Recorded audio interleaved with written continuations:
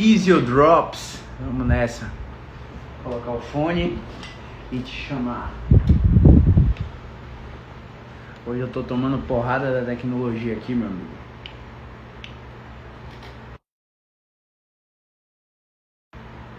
Foi, show de bola. Vamos lá, viewers. Let's go, baby. Let's go. Ainda de boa? Let's go. Vamos nessa. Tomara que a internet favoreça aí o processo. Tá me ouvindo direito aí? Tá assim, o microfone tá um pouco abafado, mas eu consigo ouvir bem. E agora? E agora? Fala de novo. Melhorou. Rapaz, é o ventilador, velho. O negócio é que se eu ficar sem ventilador, meu irmão. E agora? Bicho pega, né? E agora? Tá de boa. Tá tranquilo. Vamos nessa. E aí? E aí, o ventilador tá pegando aí? Não, né? Como? O ventilador tá pegando aí, o som tá bom? Tá ótimo. Vamos lá, vamos abrir aí, né? Leandro Hamburgo, seja bem-vindo. Vamos nessa. 3, 2, 1. Bem-vindo a mais um episódio do podcast Physio Insight. Esse é o novo projeto que a gente tem junto com a Physiodrops. É um Q&A, uma série de perguntas e respostas, onde a gente seleciona todas as perguntas que chegam nas minhas redes sociais e nas redes sociais da Physiodrops sobre um tema específico para eu receber uma sabatina. Eu não sei o que é que vai ser perguntado, então eu fico aqui de supetão para responder para vocês. Se apresente aí para quem não te conhece, grande Jefferson. Fala, galera. Jefferson, 22 anos aí, no último ano, em teoria, no último ano covidiano aí da graduação, buscando cada vez mais conhecimentos aí com essa grande referência que é o Dr. Caio. Eita, que isso. Vamos nessa. E aí, o que é que você preparou pra gente aí hoje? Ó, a temática de hoje é dor musculoesquelética em extremidades. A gente vai falar um pouquinho aí de diversos aspectos aí que deixam bastante pano para manga, confusão para muita gente. É para mim mesmo, muitas vezes. Eu acho que é interessante se falar. Vamos nessa. Vamos lá. Primeira pergunta, para começar, né? Me responda aí, é adequado dizer que existem dores musculoesqueléticas manifestadas apenas na extremidade e que são advindas, causadas pela coluna? Como funciona esse processo? Rápido e caceteiro, na minha opinião, não. Meu Deus, como assim não, Caio? Na minha opinião, não. Os estudos que são feitos dizendo que a causa é da coluna, eles não têm o desenho de estudo adequado para inferir relação de causa e efeito. São estudos observacionais, são cortes longitudinais. E relações de causa e efeito só podem ser determinadas através de ensaios clínicos randomizados. Então, se eu estiver falando besteira, em algum momento você pode comentar aqui, você pode falar aí o que é que você pensa. Possa ser que eu esteja certo, possa ser que eu esteja errado, mas isso é o que eu aprendi sobre prática baseada em evidências. Então, conheço um estudo que rodou aí, que é o Expose Study do grupo do MDT, mas o desenho dele não é adequado para fazer essa afirmação, não. Agora, o que a gente pode saber é se a coluna está ou não envolvida no problema da extremidade. E aí a gente pode inferir que há um envolvimento da coluna. Se tratando a coluna, a extremidade melhorar, a gente consegue um resultado legal. Mas são raros os casos que a gente resolve completamente o problema da extremidade só mexendo na coluna. Tá? Então a gente precisa ter menos empolgação na hora que saem esses tipos de estudos, porque tem um fenômeno chamado SPIN. Não sei se você já ouviu falar sobre o fenômeno de SPIN, mas basicamente o abstract do artigo, ele vem com resultados maravilhosos e você fica preso só naquele abstract, naquele resumo do artigo e fica tendencioso a tomar decisões clínicas não pautadas em evidência. Então é o que o grande mestre Léo Costa fala, né? Faça o LPPI, leia a porra do paper inteiro, para não ficar só com os dados do resumo. Então, na minha opinião, a resposta é contundente e é não. Agora sim, é aquela coisa, né? Eu espero daqui a um ano ter vergonha do que eu estou falando aqui. Vamos nessa. Beleza. Isso aí vai mudar aqui a jogada, isso é interessante, eu gosto. Então, como é que a gente diferencia, como é que você recebe essas questões? O paciente chega para você, por exemplo, com dor no cotovelo. Como é que você, não, eu vou mexer na coluna ali que pode ter um envolvimento, vai alterar a sintomatologia dele, ou eu já vou logo direto atacando o teste ortopédico para a extremidade e taca ali pau? Como é que funciona isso aí? Bom, sempre a gente brinca que em saúde não tem certo e errado, né, velho? Por que a gente brinca assim? Porque são formas e mais formas de tratar. O importante é a satisfação do paciente no final. Na minha opinião, a gente tem que pensar dessa maneira. Uma coisa legal da gente analisar é a inspeção. A inspeção é uma parte da avaliação que a gente faz ajustes posturais no paciente para detectar se esses ajustes posturais mudam a resposta do sintoma do paciente. E, na maioria das vezes, a gente consegue mudar a resposta do sintoma. Exemplo, dor no cotovelo. Você avaliou o paciente, você faz seu teste ortopédico lá, faz o teste de resistência à extensão, de resistência à flexão, vê se palpação de epicôndilo está doendo, mas não fala para o paciente que tem nada inflamado, porque eu já vi muito teste ortopédico zerar com movimento repetido, com posição mantida, com inibição muscular, com manipulação intramuscular, e o teste ortopédico do nada zero. Então, a gente não pode se basear nisso. Então, o primeiro passo é fazer o ajuste postural. No ajuste postural, a gente vai ver, eu estou sentado, relaxado, minha dor no cotovelo está presente, minha escala numérica de dor está 7 de 10, e eu não consigo abrir uma fechadura, porque esse movimento de abrir a fechadura, de rodar a chave, dói meu cotovelo. Pronto, a gente tem 3 referências aí. E depois eu ajusto a minha postura para sentado ereto, bumbum inclinado, peito estufado. No sentado ereto, eu percebo que minha dor no cotovelo diminui. Então, olha, parece que algum componente extensor da cervical alivia estruturas neurodinâmicas que saem do pescoço e vão lá no cotovelo, livrando elas de aprisionamentos, e isso muda a resposta do sintoma. Uma vez que você identificou isso, a gente vai e trata a coluna cervical, a charneira cérvico-torácica e retesta as referências. Muitos pacientes vão ter zerado o teste de resistência à extensão, zerado a referência funcional de abrir uma fechadura, ou diminuído, ou aumentado, depende, cada um vai ter uma resposta sintomática específica. E aí, eu já tive casos que a gente mexeu na cervical, diminuiu 70% e a dor no cotovelo ficou lá chata ainda. Aí a gente precisou mexer no cotovelo. Aí a gente faz toda a avaliação do cotovelo, flexão, extensão. Se necessário, a gente coloca pressão extra do paciente, do terapeuta, faz tração. E aí a gente vê se tem resposta. Se é articular. Se não for articular, a gente mexe já nas estruturas músculo-esqueléticas lá, né? Músculo e por aí vai. Tecidos moles. Bom, a gente vai falar isso também um pouco mais embaixo aí, dessas estratégias para a extremidade, como é que funciona esse processo. Então, essa correlação de envolvimento também... Eita, eu chutei aqui sem querer o negócio. Essa correlação de envolvimento, né, da coluna, por exemplo, também é válida entre outras articulações, tipo assim, o quadril tendo correlação com, tipo, disfunções em tornozelo, em joelho, ou, entendeu? Sem ser a coluna, de fato. Pode acontecer de você testar tudo na coluna e não mudar nada no sintoma da extremidade. Quando você testar tudo no quadril, o paciente referiu a melhora na extremidade. Então, eu já encontrei problemas de perda de flexão de joelho, interferindo em uma dor lateral do tornozelo. Já encontrei perda de extensão de quadril, interferindo numa dor que parecia um esporão calcâneo. O esporão está lá, mas não era por causa dele que doía. Então, quando a gente resolve os bloqueios articulares, geralmente as articulações tendem a ficar mais em harmonia, né? Então, tem um passo a passo. A gente exclui a coluna, exclui o quadril, exclui o joelho. Aí a gente chega no tornozelo.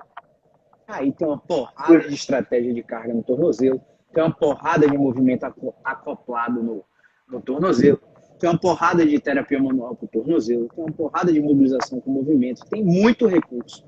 Muito recurso. Mas a gente tem que fazer essa triagem, né? Eu acho legal mesmo. Essa triagem é o que? É biomecânica? Como é que é esse negócio aí? Biomecânica a gente só olha quando Pelo menos na minha prática clínica, a gente só olha quando é uma lesão traumática, aguda, quase subaguda. Aí 3 semanas eu ainda estou olhando biomecânica. Depois da terceira semana, meu amigo, dane-se a biomecânica. Eu pego o livro da Susan Hall e rasgo na frente do paciente e vou ver a resposta do sintoma dele. Massa! A gente já até falou um pouco disso em outra live, né? Sobre a teoria da resposta sintomática. Como a gente percebe que às vezes não respeita, digamos assim, a relação biomecânica e muda completamente a resposta do paciente de forma muito positiva. Então a gente tem que estar atento a isso. Teve um... Vá, termina. Não, é uma dúvida que eu tenho recebido da galera, assim, é meio que um adendo, meio que off-topic, digamos assim, mas que é relevante para a galera entender um pouco mais esses processos. Eu percebi de algumas pessoas que tiveram feedbacks comigo das lives que não entendem alguns termos, e um deles é estratégia de carga, né? Então, só uma adendo aí, galera. Caio, me diga se eu estou errado, mas estratégia de carga são movimentos repetidos no final da amplitude do movimento ou posições mantidas que, né, servem para alterar ali a resposta sintomática do paciente, não é isso? Essa é a definição complexa para confundir a cabeça do fisioterapeuta ou do estudante. Para simplificar, a estratégia de carga é cinesioterapia. Ponto final. Então, Ponto final. Estratégia de carga é um movimento em uma direção específica. O paciente chegou com torcicolo inclinado desse lado, aí você repete a inclinação desse lado e a resposta muda e ele desalinha. E ele volta a alinhar o pescoço. Então, caramba, você está bloqueado aqui, por que você está empurrando para cá, velho? Você é maluco? É biomecânica, maluco. E aí você faz para lá e muda o sintoma do paciente e você não sabe o que aconteceu. Na verdade, ninguém sabe, né? O mecanismo a gente não entende bulhufas de mecanismo. A gente sabe que a gente tem resultado em dor e incapacidade. A via que isso acontece ainda é muito pouco clara na ciência. Então, estratégia de carga é cinesioterapia. Se você abrir, você está com a dor na TM aí, abre a boca, Jefferson. Abre a boca, abre mais. Beleza, relaxe. Agora abre a boca, bota a mão no dente superior e bota a mão na outra e força no final. Isso é estratégia de carga. Isso é estratégia de carga na TM. Eu já tratei dor temporomandibular mandando o paciente fazer essa maluquice aí. Oxente, você tá mandando abrir a boca, mas eu tenho limitação para abrir a boca. Eu saí de um pós-operatório de cirurgia ortognática, eu abro a boca, você não quer abrir a boca? Quanto mais ela repete a abertura máxima, mais ela ganha amplitude, mais ela diminui o sintoma. Pô, você achou uma resposta favorável na ATM. Isso é estratégia de carga. Né? Tem paciente de ATM que você pede oclusão forçada. Vai, oclui aí. Faz careta. Contrai o platismo. E o paciente começa a melhorar na sua frente. O que você faz? Vai continuar lendo biomecânica? Beleza, tudo bem. Faz muito sentido.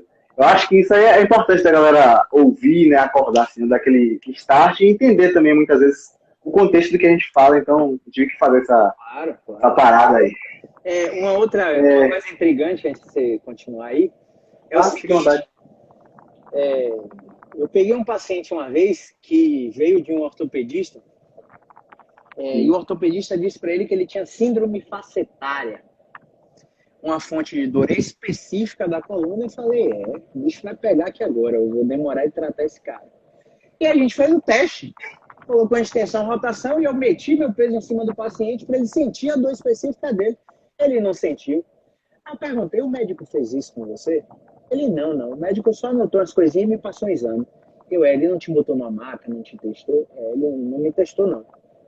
Tudo bem. Vamos lá. Se você sentado aí, faça extensão. Eu pedi para ele fazer a extensão sentado contra o rolo, botei o rolo na lombar e pedi para ele fazer a extensão sentado. Acabou a dor do paciente. Acabou a dor. Eu pedi para o paciente continuar fazendo isso em casa, voltar com 72 horas, ele veio mais 2 vezes e teve alta.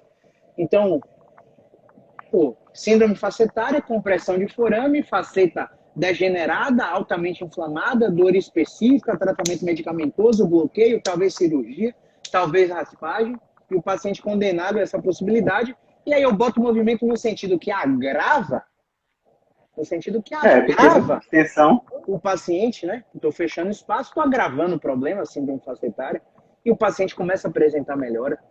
Então, isso é, no mínimo, intrigante. E aí eu gosto de deixar essa pulga atrás da orelha do paciente, porque o paciente começa a questionar todo profissional que ele vai. Então eu gosto de paciente curioso. mas também que seja comprometido. É aquela máxima do eu me comprometo 100% com 50% do teu tratamento e você se compromete 100% com 50% do resto. Exatamente. Eu acho legal. Então, próxima pergunta. Você até falou um pouco disso aí no começo, né? Sempre acontece um pouco disso. A gente vai ali colocando as perguntas de forma organizada, mas como o bate-papo é muito dinâmico, eu acho isso muito positivo, acaba que a gente vai tocando nos assuntos já antes. Misturando as respostas. Né? Então, existem, portanto, estratégias de carga, que todo mundo já sabe que é cinesioterapia, basicamente, possíveis de serem aplicadas em extremidades. Isso você até mencionou aí no tornozelo e tudo mais. E como funciona a monitorização dessa resposta sintomática nesse caso? Por exemplo, o cara está com a dor no tornozelo, só no tornozelo, não é irradiada, nada, está com a dor no tornozelo. É possível aplicar uma estratégia de carga e perceber, por exemplo, uma centralização? Como é que funciona isso? É possível. Se a coluna estiver envolvida, é possível. Tem paciente que chega com dor no pé e nunca teve dor na coluna na vida. Nunca teve problema na coluna. Senta no sofá todo torto, assistindo TV, futebol aqui, ó. Tá passando aqui. Eu sento todo torto aqui, nunca tive dor na lombar, mas já tive uma dor no tornozelo. Tem paciente que apresenta assim. Principalmente paciente que tem tosse recidivante. E aí o cara vai para fisioterapia, né? Aquela fisioterapia aí que dizem que é fisioterapia, fica tratando em tosse,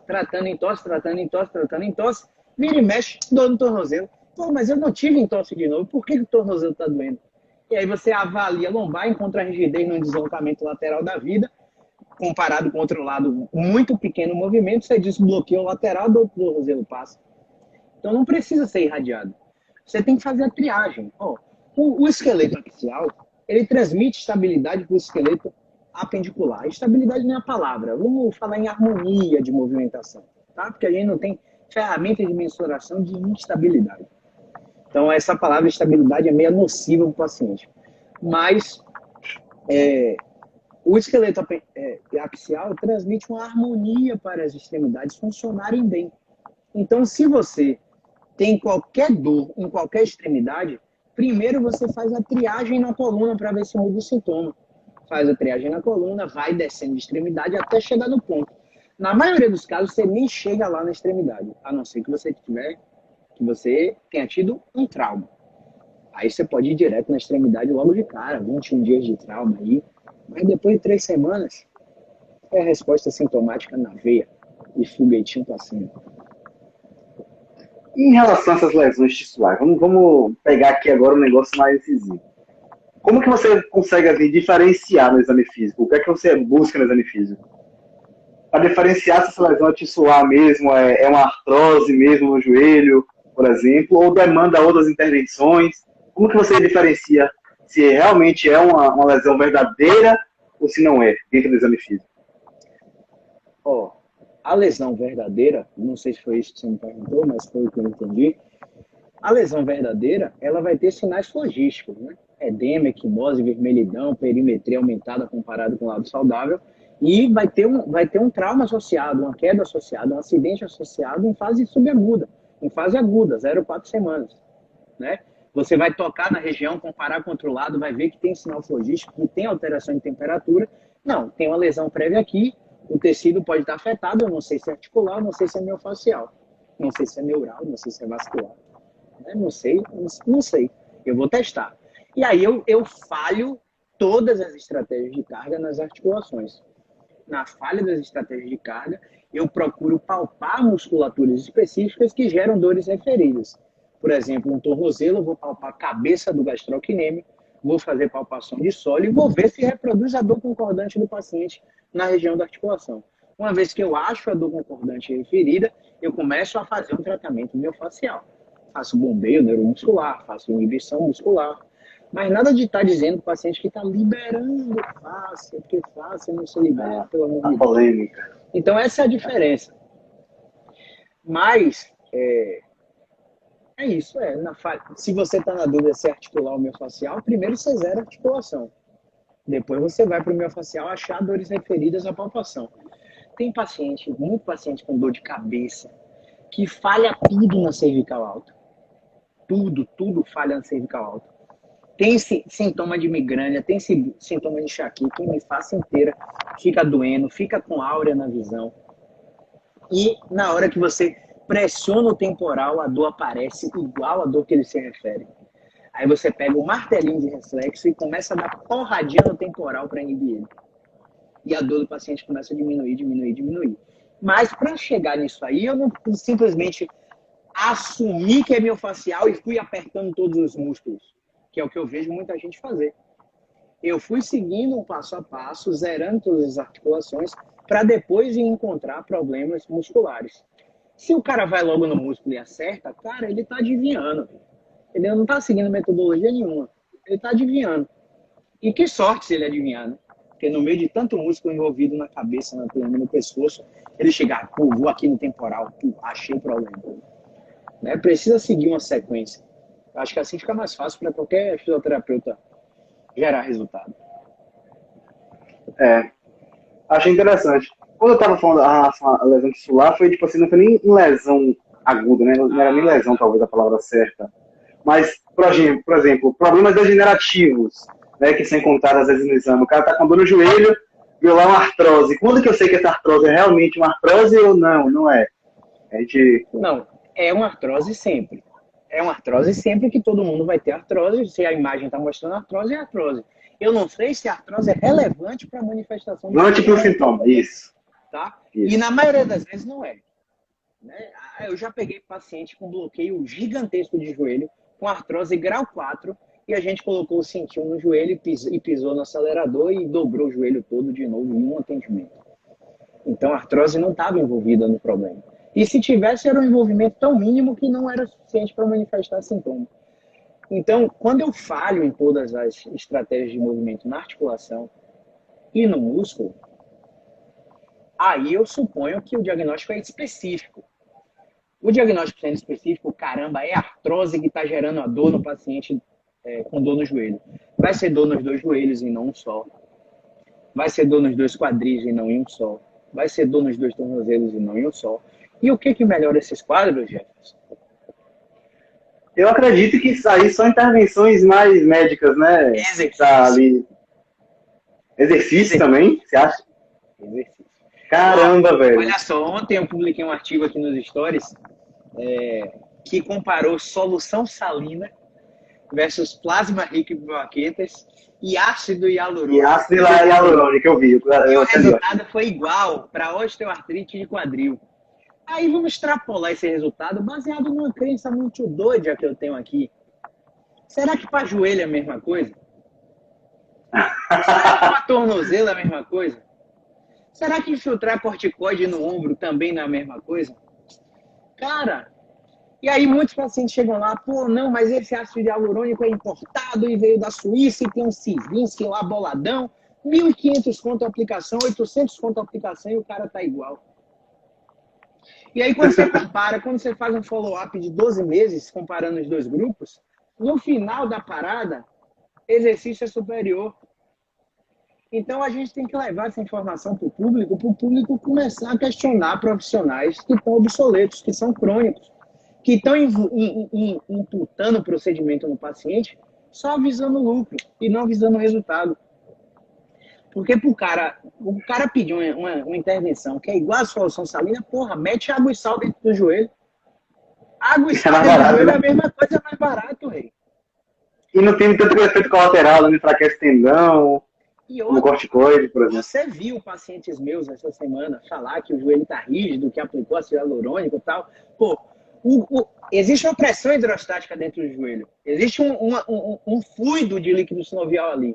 O cara injeta líquido extracorpóreo dentro da articulação. Você quer que ele não sinta mais pressão no joelho, mais rigidez? O joelho não está acostumado com a pressão hidrostática que ele aplicou o Civinski, o ácido hialurônico. Não está acostumado. Daqui que o corpo reabsorva tudo aquilo, ele vai sentir a rigidez no joelho dele. E que bom se melhorar a dor. E quando melhorar a dor, vai ser aquele placebo, vai ser aquele Hawthorne Effect, vai ser aquela regressão para média. Média, isso é natural, né? O cara tá com dor 10. A dor de 0 a 10 é 9. É mais fácil a dor abaixar ou a dor ir para 10? Tudo tem a regredir para média. Então, é difícil, é complicado. É por isso que eu falo para o físio, exploda seu Instagram de conteúdo, exploda seu YouTube de conteúdo, porque a sociedade precisa saber dessas informações. E o fato de você não fazer isso, você está cometendo um crime, pô. Porque se você tem uma informação dessa e não divulga, para mim é um crime que você está cometendo. Você está salvando pessoas de uma série de procedimentos invasivos que não tem valor. Infelizmente. Muito legal. Informativo. Vamos chegar lá, hein? Pronto. Chegou o paciente para você. Com dor em extremidade. Você foi lá, avaliou, testou coluna, teve que descer, desceu. Confirmou. Relevante para o caso dele é a extremidade. E aí, o que é que vem na sua cabeça? Que arsenal de intervenção é você? Pô, não, eu vou começar por isso aqui. Primeiro, movimento. Movimento, levar a articulação até a amplitude final. Que extremidade você quer que eu dê exemplo? Vamos dar um exemplo aí de onde, velho? De cotovelo. Cotovelo, a galera pira esse que é difícil, né? Tem uma pira de que, pô, o que é que eu faço com o cotovelo? Quantos movimentos o cotovelo tem, Jefferson? Vai de super... Rapaz, além de flexão e extensão, tem mais? Tem... Tudo bem. Você contaria supina pé? Não é cotovelo não, é radionadistal, mas tudo bem. É radistal, né? Radionar proximal, mas tudo bem. Você pode acoplar flexão e extensão com pronossupinação. Então a gente tem 4 possibilidades de movimentos aí. A gente tem flexão e extensão, a gente tem rotação interna, rotação externa, que seria pronossupinação. Ah, mas é radionar proximal. Amigo, é proximal, é muito perto do cotovelo. Explora o diacho do movimento e vê o que acontece. Você vai se surpreender com a mágica que vai acontecer. Então, eu tive uma briga com isso, viu? Fale. É um caso engraçado aí.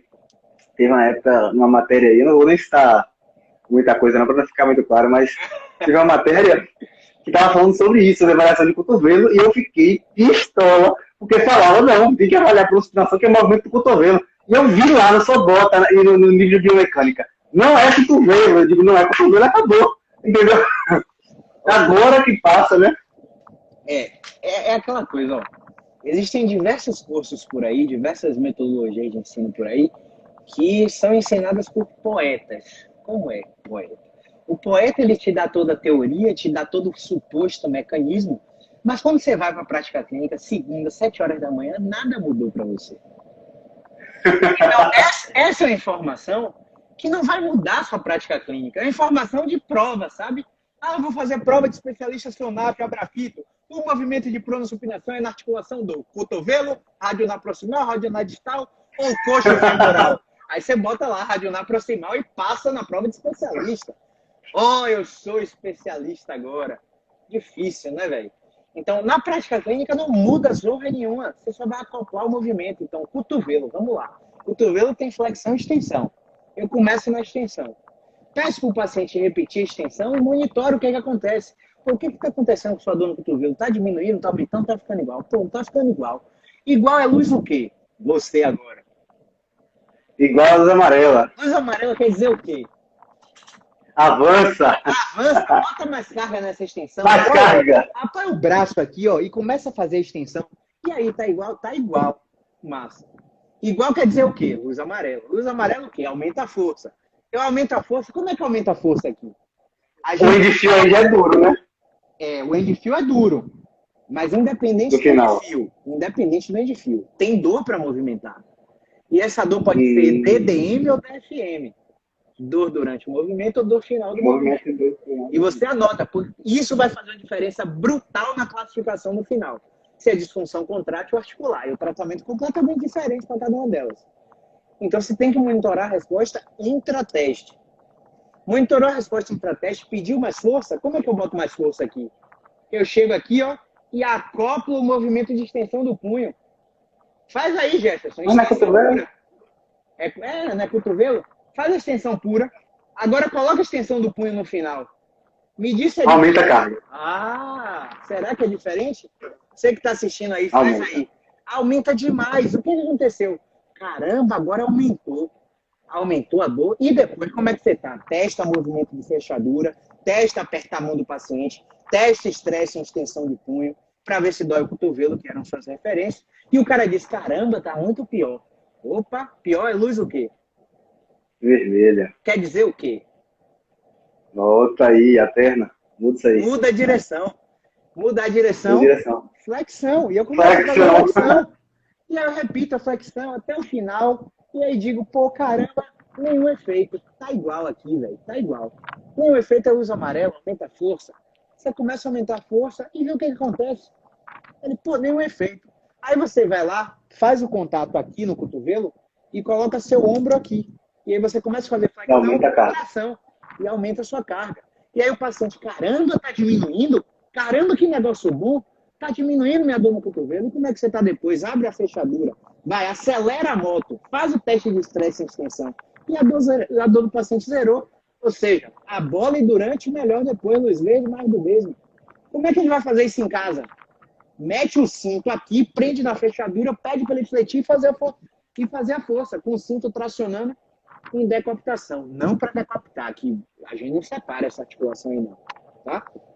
Mas só para fazer tração e aumentar a pressão e flexão. E aí o paciente do nada melhora com um movimento idiota.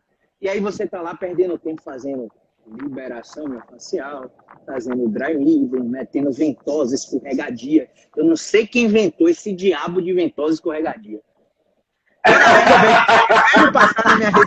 Eu vejo passar na minha rede social aqui, eu falei, Jesus Cristo, que azar desse paciente aí, que tá tomando esse deslizamento aí. Eu olho assim, mas é fase. Eu acredito que não é por má intenção, não. Eu acho que tá tentando ajudar mesmo, mas é porque falta conhecimento e aí a falta de conhecimento faz a gente pecar muito. Demais, demais. Eu tinha também, eu já cometi esses erros, já fumo, já tentei usar. Já deixei. A minha já vendi. Aquela quimose básica. Já deixei paciente roxo de ventosa. O paciente voltou para casa me xingando, me ligou de madrugada, interrompeu meu sono. Caramba, tá muito roxo aqui. Rapaz, não é para mim esse negócio, não. Parecendo uma pizza de pepperoni, é isso mesmo. Vamos lá. Vamos nessa. E quando Gabriela tá dando risada aí, ó. O pessoal tá dando risada. Sendo a sua. Show de bola. Vamos lá. Brincadeira. E quando essa dor é persistente, né? Que a gente sabe que quando é persistente aí, crônica, eu não gosto de usar muito essa palavra crônica, mas é uma dor que já passou um tempo maior, já tem a questão aí neural envolvida a nível de sistema nervoso central, sensibilizações. Esse paciente tem medo de se movimentar às vezes e tudo mais. Como é que educa ali para mostrar para esse paciente? Que dica você passaria para a galera sobre isso? Na extremidade, no caso, né? Extremidade. Dos dois, né? Ou não passou por um profissional competente na fase aguda e subaguda para classificar ele corretamente, abordar o tratamento para não deixar virar crônico, ou virou crônico e não está tendo educação e reassurance. E aí, nesse caso, a gente tem que mostrar para o paciente, abrir uma aula, um PDF, um PowerPoint mesmo, na frente do paciente, explicar, ó, a gente sabe que movimento não tem a ver com machucado, que dor não tem a ver com severidade, com gravidade da lesão. A gente sabe que pelo tempo que você tem dor, a sua dor não é mais resposta do tecido. Existem diversos mecanismos cerebrais que acontecem quando você passa de 12 meses, de 12 semanas. Então, você está com a dor na extremidade há muito tempo, isso faz com que seu cérebro sensibilize, aí a gente aplica o questionário logo antes de conversar com o paciente, aplica o CSI, e não é investigação criminal. É o questionário de sensibilização central, Central Sensitization Inventory, e aí você vê se o cara tem 40 pontos ou mais. 40 pontos, bateu o martelo, está sensibilizado, mete um gelo no pescoço dele, o cara sente dor, em vez de sentir calafrio, pega o algômetro de pressão, bota longe da dor e o cara tem um limiar de dor baixíssimo, igual no local da dor, o cara está com sensibilização central franca, você vai explicar o mecanismo neurofisiológico, porque o entendimento e a informação vai fazer com que ele entenda o que está acontecendo com ele. E o fato dele entender vai fazer com que ele fique beneficamente hipervigilante quanto aos fatores que agravam o alarme do sistema nervoso dele. E aí ele começa a ter um melhor enfrentamento, começa a ver que ele fez movimento, doeu, mas não ficou pior. Começa a ver que se a dor tivesse relação com a gravidade da lesão, quanto mais ele movesse, mais dor ele ia sentir. Aí na segunda, terceira sessão, ele fez muito mais movimento que a primeira e está igual. Ele começa a quebrar essas crenças, o castelo começa a desabar e ele se expõe gradativamente aos movimentos. E aí você tem que fazer um tratamento que tem evidência nele, né? Fazer aí laser terapia, acupuntura, terapia manual, exercício. Esses efeitos centrais, né? Calor superficial, massagem. Tem evidência para qualquer tipo de dor crônica aí. Mas o grande lance é a pessoa, vou fazer massagem que é mais barato. Vai lá, faz a massagem e não é só massagem. Nesse perfil de paciente a gente peca no excesso. A gente faz um combo de tratamento e vê o que é que responde melhor para ele. Aqui a gente... Beleza. E aí? Então, Caio, a gente pode afirmar que Caio faz massagem. Tô brincando, tô zoando. Claro que faz. Se for necessário, eu faço mesmo. Tem paciente de insônia, sensibilização central, dor crônica, mais de 6 anos de dor. Minha amiga, deita aí. Deixa eu meter umas agulhas em você. Deita de barriga para baixo. Começa a fazer deslizamentos miofaciais ali no tronco dela, da paciente. E a paciente começa a relaxar, dormir, baba na maca, ronca. Duvida que roncou, pede para eu filmar depois para ver se ela roncou mesmo.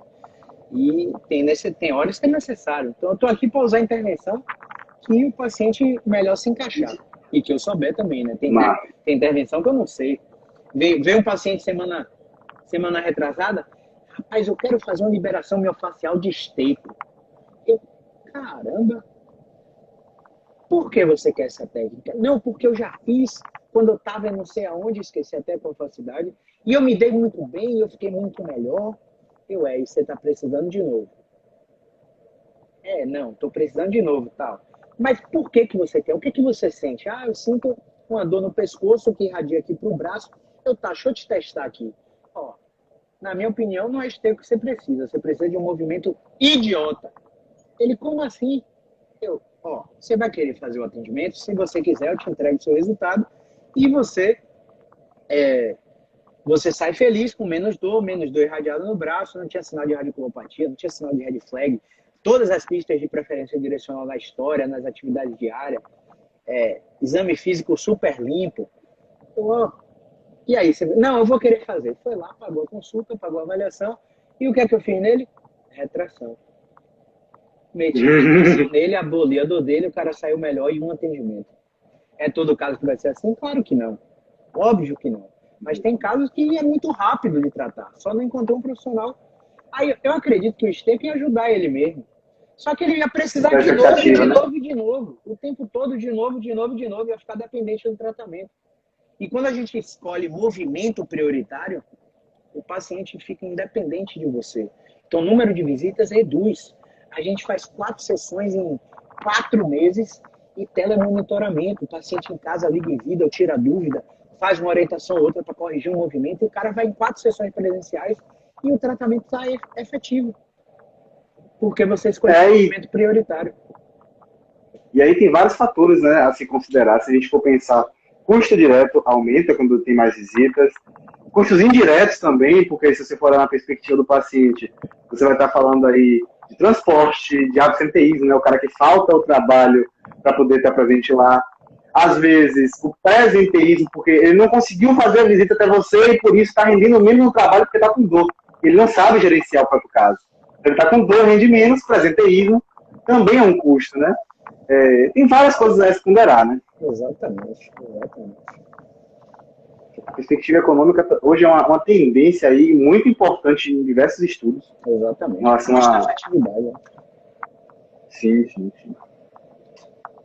Para finalizar aí, não, tem uma pergunta legal aqui também que fizeram, que eu coloquei aqui, que é uma dúvida legal. Paciente que, por exemplo, tem uma preferência direcional em coluna, em extensão, às vezes ele faz o movimento de flexão e piora, não está conseguindo ainda ter uma funcionalidade tão bem estabelecida nesse sentido. A que momento ele consegue retomar esses movimentos que no início aumentavam os sintomas dele, né? Quando é que ele consegue, tipo assim, ter uma perspectiva de melhorar e conseguir flexionar, agachar para pegar alguma coisa, né, dobrar o tronco e tudo mais? Na fase que 5% dos pacientes apenas chegam, a fase de recuperação da função. Quando a gente desobstrui esse perfil do paciente, ele melhora a dor muito rápido. E por melhorar a dor muito rápido, ele começa a faltar os atendimentos. E aí ele fica naquela, ó, extensão, extensão, extensão, tô melhor, no ano que vem, pau de novo, crise lombar irradiada para a perna. Extensão, extensão, extensão, extensão, tô melhor. No outro ano, pau de novo, crise irradiada para a perna. Só que dessa vez extensão não melhora ele. Aí ele volta para você, aí você repete tudo que você falou. Olha só, a gente repete tudo que a gente falou nos 2 primeiros encontros. Você tem uma fase de desobstrução mecânica, você tem uma fase de controle de movimento e você tem outra fase de otimização funcional. Você não chegou nem na segunda fase nos 2 anos anteriores. E aí você melhora da dor, mas não trata o resto, e aí você volta a ter crise de novo. Dessa vez, que é a terceira, que você não conseguiu melhorar da dor sozinho, você está aqui e eu estou te dizendo, não adianta fazer mais só 3, 4 semanas de tratamento. Não adianta vir só 4 meses, você tem que fazer um programa de tratamento completo. Senão você vai repetir isso aí todo ano e no final das contas você vai gastar muito mais com esse serviço. Então, se a gente chegar, desbloquear todos os movimentos na preferência direcional, colocar o movimento oposto sem produzir dor, repetir o movimento oposto sem bloquear a mecânica, está na hora de entrar na recuperação funcional. Esses estágios transitam entre si. Na metade da desobstrução, você já começa a colocar controle de movimento. Na metade do controle de movimento, você já começa a botar a recuperação da função, para que no final do tratamento o paciente consiga fletir, estender e deslocar lateralmente, sem produzir dores dele. Aí a gente vai fazer o tratamento de fato completo. Beleza? Jefferson, responde essa pergunta aí. Jane Ribeiro Dias. Boa noite, Jane. Obrigado pela pergunta. Fasciite plantar melhora com palmilhas? O que é que você acha, Jefferson? Eu acredito que existe aí um processo inicial antes de tudo. Primeiro é saber se de fato essa fasciite plantar é uma fasciite plantar, né? A gente tem que testar primeiro diversos movimentos aí, articulações, e aí conseguir estabelecer de fato ali um diagnóstico mais perto do, né? Eu não vou dizer que é realidade, porque eu acho que a realidade é um processo bem mais complexo do que isso. Mas enfim, um diagnóstico mais preciso. Com isso, a gente estabelece o tratamento e aí existem diversas opções. E eu acredito que movimento primeiro do que palmilha. Palmilha aí, primeiro eu coloco movimento, né? Na escala de prioridade, se existir uma escala de prioridade. O que é que você acha, né? Agora o profissional tem que falar aí. Rapaz, olha só. Tem estudo com o corredor. A palmilha quer consertar o quê? A descarga de peso, equilibrar a descarga de peso, né? Ah, ela tá pisando mais supinado, mais pronado, vou colocar um calço aqui para ela pisar um pouco mais neutro. A partir da palmilha, as articulações acima vão começar a assumir compensações que ela nunca teve na vida. E aí pode gerar mais problema lá em cima. E geralmente bota palmilha e não faz fisioterapia. É palmilha e resolveu o problema. E mesmo que faça fisioterapia, o que é que acontece na maioria dos casos? Quando a gente coloca palmilha em corredores e compara 1000 horas de treinamento e bota a palmilha trocada nos pés dos corredores, ou seja, quem pisa pronado veste a supinada, quem pisa supinado veste a pronada e compara, não tem melhora no índice de lesão, não muda zorra nenhuma. Isso é uma mística que a indústria colocou na cabeça da gente para comprar tênis novo, para fazer palmilha ortopédica. Não tem evidência nenhuma de palmilha. Ah, mas eu coloquei palmilha e melhorou. Massa, tem vários outros fatores que melhoram você, que não foram, que podem não ser a palmilha. Quando a gente pega um ensaio clínico randomizado de quem fez essa e quem não fez, não tem resultado a palmilha. Tem fator placebo, tem regressão para a média, que você tem história natural, tem efeito Hawthorne, tem viés de memorização, tudo isso misturado no efeito e você achando que foi a intervenção do terapeuta. Eu não posso dizer que não, porque em saúde nem nunca nem sempre, né? Mas isso aí é a última via que a gente tenta, última via. E na minha opinião, só faz diferença em quem está muito alto rendimento. esqueci até o nome do que ganhou a última maratona aí antes da pandemia. O cara, a Associação Internacional de Corrida baniu um modelo da Nike chamado Vaporfly. Tinha placa de titânio e tinha uma palmilha dentro, que essa placa ia aumentar a propulsão, ia corrigir a pisada do cara. O cara baniu porque fez diferença na alta performance. Mas para você vestir um tênis daquele, calçar um tênis daquele, você tem que estar pau na máquina. Não basta só colocar o tênis. Você tem que ter um preparo. Então, na minha opinião, é a última coisa que a gente tenta é palmilha. Mas é só uma opinião, né? E a palmilha em criança de 5 anos, né? Aí já é outra coisa. Aí já é correção estrutural. É uma criança que está em desenvolvimento. E aí o estímulo pode ser completamente diferente. E pode ser super válido. Super válido. Super válido. Depende da avaliação do ortopedista aí. E aí, tem mais? Eu acho que só tem mais um aqui, que existe alguma diferença nos prognósticos entre dores derivadas da coluna, derivadas não, né? O envolvimento de coluna para uma dor de extremidade provavelmente dita, muda o prognóstico, como ele melhora, enfim, esse curso aí da doença? Muda o prognóstico. Muda o prognóstico. Se você pegar crises de dor anterior no joelho e que vão investigar a ressonância magnética e acham condropatia grau 3, grau 4, condropatia grau 2, o que chamam de condromalácia patelar aí, a gente vai ter uma história natural aí de 4 semanas, 6 semanas. O paciente melhora sem fazer nada. Só que nesse intervalo ele procura diversos tratamentos, metem um bocado de coisa na cabeça, falam que está desgastando a zorra da patela, que quanto mais ele agachar e tiver impacto, mais vai cortar a fatia do queijo. Como é que o paciente vai descer uma escada depois de uma informação dessa? Eu tenho uma paciente que, uma osteopateta, porque eu não tenho outro nome para falar isso, uma osteopateta falou para um paciente minha que a fíbula dela estava fora do lugar. Aí a gente estava perto de dar alta, todas as valências físicas testadas, aplicou FABQ e o medo da paciente lá em cima. Gente, esse medo tá lá em cima, o que é que foi assim? Aí vamos botar o paciente para levantar com a perna só aqui. O paciente cambaleando para levantar com a perna só.